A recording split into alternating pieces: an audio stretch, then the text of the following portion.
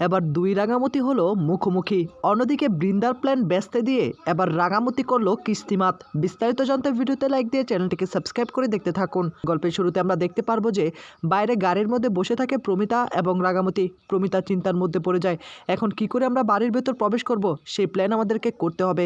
দাঁড়া, আমি একবার সত্যজিৎকে ফোন করে দেখি বাড়ির অবস্থা কেমন রয়েছে, তারপর সুযোগ বুঝে আমরা বাড়ির ভেতর প্রবেশ করব। এই বলেই তখন সত্যজিৎকে ফোন করে। সত্যজিৎ তখন বলে, মামি এখানে তো আরেক ঘটনা ঘটে গিয়েছে। একলব্য তো ওই মেয়েটিকে ঘরের মধ্যে বন্দি করে রেখেছে, তারা হাত পা সকল কিছু বেঁধে রেখেছে। এখন কি করে আপনারা বাড়ির ভেতর প্রবেশ করবেন? একথা শোনার পর প্রমিতার মাথায় তো আকাশ ভেঙে পড়ে। কি বলছো কি? তাহলে কি করে হবে? তখনই সত্যজিৎ বলে, আমি দেখছি কি করা যায়, তবে মনে হচ্ছে না আমি কিছু করতে পারবো, আপনাদেরকে যা করার করতে হবে। এদিকে প্রমিতা তখন ফোনটা রেখে দেয়। রাগা তখন বলে, কিরে কি বললো? তখনই আবার প্রমিতা বলে, আমাদেরকে অন্য প্ল্যান কাজে লাগিয়ে বাড়ির ভেতর প্রবেশ করতে হবে। এদিকে দেখা যাবে নবারুণ তার ঘরে যাচ্ছিল, হঠাৎ করে জানালার ধারে এসে দাঁড়িয়ে থাকে। জানালার ধারে এসে দাঁড়িয়ে দেখতে পায় বাইরে একটা গাড়ি দাঁড়িয়ে রয়েছে, আর গাড়ির ভেতর কে যেন কথা বলছিল। কিন্তু নবারুণ কোনোভাবে প্রমিতা এবং রাগামতিকে দেখতে পারেনি বা চিনতে পারেনি। জানালার ধারে এসে ভাবতে থাকে, এই গাড়িটা হঠাৎ করে এখানে কি করছে? এত রাতের বেলা কোনো গুন্ডা নয় তো? এই বলি তখন সত্যজিৎকে ডাকাডাকি শুরু করে দেয়। সত্যজিৎ, কোথায় তুমি? এক্ষুনি আসো। সত্যজিৎ নবারুণের কাছে আসে। নবারুণ তখন বলে, দেখো তো বাড়ির বাইরে একটা গাড়ি দাঁড়িয়ে রয়েছে, গাড়ির মধ্যে কে যেন কথা বলছে, কোনো গুন্ডা নয় তো? তার মানে কি আমাদেরকে অ্যাটাক করতে এসেছে? চলো এক্ষুনি বের হয়ে দেখি, ওদেরকে উচিত শিক্ষা দিতে হবে। তুমি সকল কিছু রেডি করো। সত্যজিৎ তো আগে থেকে বুঝতে পারে যে এখানে প্রমিতা আর রাঙা আছে। তখনই সত্যজিৎ বলে, না কিছু করতে হবে না, আমি দেখছি কি করা যায়। অন্যদিকে চিন্তার মধ্যে পড়ে যায় প্রমিতা। রাঙাকে তখন বলে, রাঙা এখন তুই কি করবি?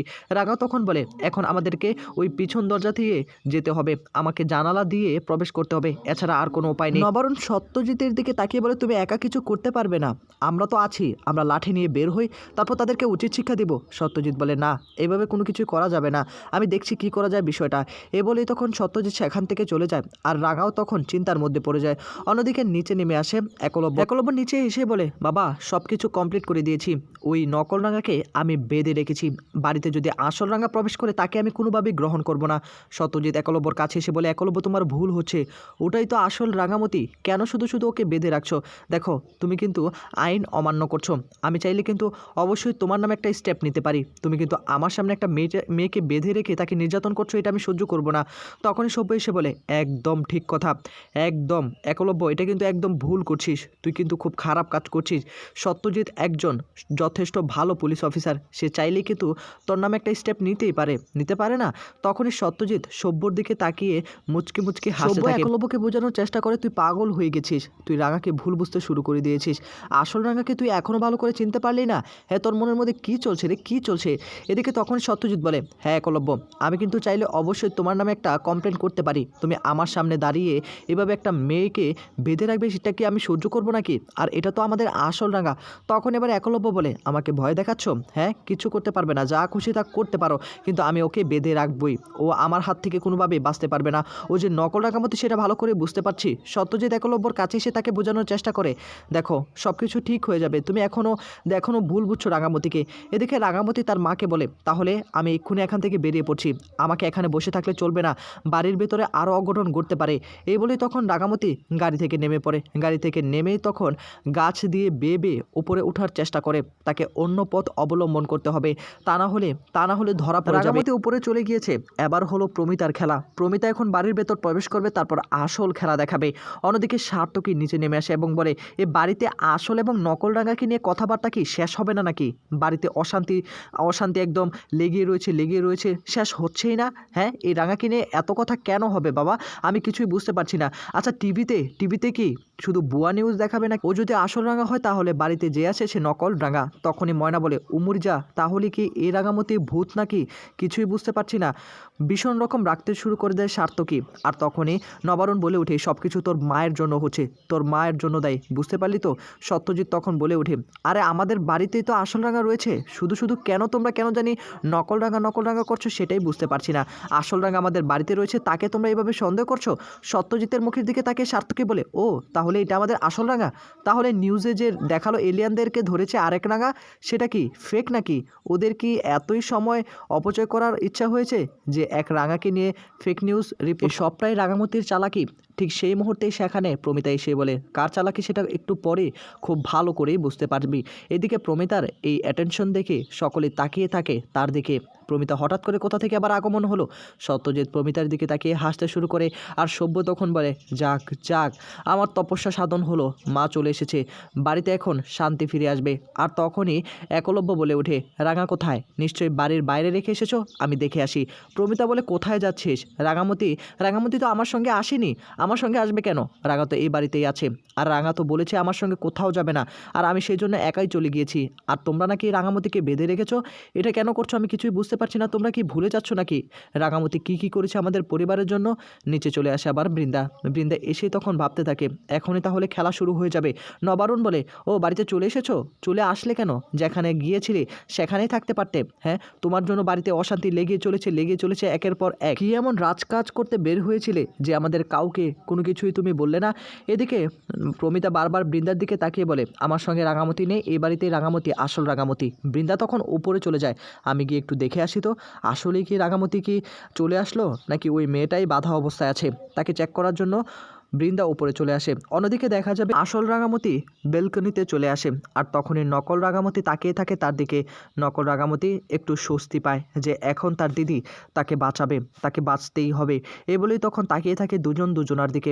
আসল রাঙামতি বুদ্ধিকে কাজে লাগিয়ে জানালা দিয়ে ঘরের ভেতর প্রবেশ করে, আর এটা দেখে ভীষণ রকম খুশি হয়ে যায় নকল রাঙামতি। আর তখনই ভিতরে ঢোকার পরই দুজনার দিকে তাকিয়ে ভীষণ রকম খুশি হয়ে যায়। হঠাৎ করে দেখা যাবে যে আসল রাঙামতি একটু শব্দ পায় পায়ের, কে যেন আসছে। আর তখনই রাঙামতি বলে, চুপ করে বসে থাক, আমি দেখছি কি করা যায়। এই বলে তখন রাঙামতি খাটের আড়াল হয়ে বসে থাকে, যাতে করে বৃন্দা কোনোভাবেই দেখতে না পারে। আর বৃন্দা যখন সন্দেহ করেছে, তাকে তো অবশ্যই দেখতে হবে কে আসলেই কি রাঙামতি এখানে আসছে নাকি উল্টাপাল্টা কোনো কিছু করার চেষ্টা করছে। বৃন্দা সেইটা ফলো করার জন্য ঘরের ভিতর প্রবেশ করে, আর তখন এই বৃন্দা এক ধাক্কায় দরজা দিয়ে ভেতর প্রবেশ করে। কিন্তু বৃন্দা দেখতে পায় যে আসলেই বাধা অবস্থায় পড়ে রয়েছে রাঙামতি, অর্থাৎ নকল রাঙামতি। তখনই নকল রাঙা বলে, কিরে তুই এখানে, একটু বল না গিয়ে আমাকে একটু খুলে দিতে। আর তখনই বৃন্দা বলে, এই নাটক না বন্ধ করো, একটু পরে তোমার নাটক শেষ হয়ে যাবে। তুমি যে নকল রাঙা সেটা আমি খুব ভালো করে বুঝতে পারছি, এখনও সময় আছে, সত্যিটা স্বীকার করে নাও, তা না হলে কিন্তু খুব খারাপ হয়ে যাবে। কি ভেবেছিলে হ্যাঁ, আমার হাত থেকে তোমরা বেঁচে যাবে, আমি চিনতেই পারবো না? রাঙা তখন বলে, অর্থাৎ নকল রাঙা বলে, আরে তোরা কি বলছিস, আমি তো আসল রাঙা। বৃন্দা বলে, আমাকে এসব বুঝাতে এসো না, কোনটা আসল কোনটা নকল সেটা আমি খুব ভালো করেই বুঝতে পারছি। যাই, আমি নিচে গিয়ে একটু খেলা দেখে আসি। প্রমিতা বসু তো চলে এসেছে, তার সঙ্গে নিশ্চয়ই আসল রাঙামতি এসেছে। এই বলে তখন বৃন্দা ঘর থেকে চলে যায়। অন্যদিকে একলব্য বলে, কোথায় তাহলে রাঙামতি? তুমি আমাকে সত্যিটা বলো, তুমি মিথ্যে কথা বলছো, বাড়িতে যে আছে সে আসল রাঙা নয়। প্রমিতা বলে, তুই অবিশ্বাস করছিস কেন? তুই আমাকে বিশ্বাস কর, বাড়িতে যে আছে সেই হলো আসল রাঙামতি, তুই শুধু ওকে বেঁধে রেখেছিস। বল কোথায় আছে, আমি গিয়ে ওকে খুলে দিয়ে আসি।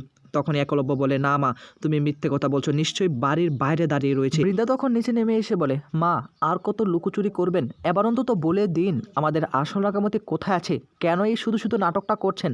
বুঝতেই তো পারছেন সকলে আপনার উপর কীভাবে রেগে রয়েছে, আসল সত্যিটা কি সেটা বলে দিলেই তো হয়। রাঙা কোথায়? বাড়ির বাইরে নিশ্চয়ই দাঁড়িয়ে রয়েছে, এছাড়া আর কোথায় থাকবে?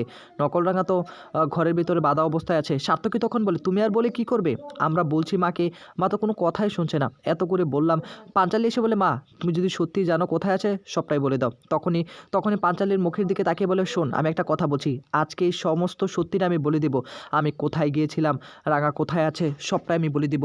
শুনছো তো নবারুণ, তুমি শুনছো? আমি বলছি, আমি একটা এনজিওতে কাজ করি, এনজিও। আজকে সকলের সামনে এই কথাটা বলতে আমি বাধ্য হলাম।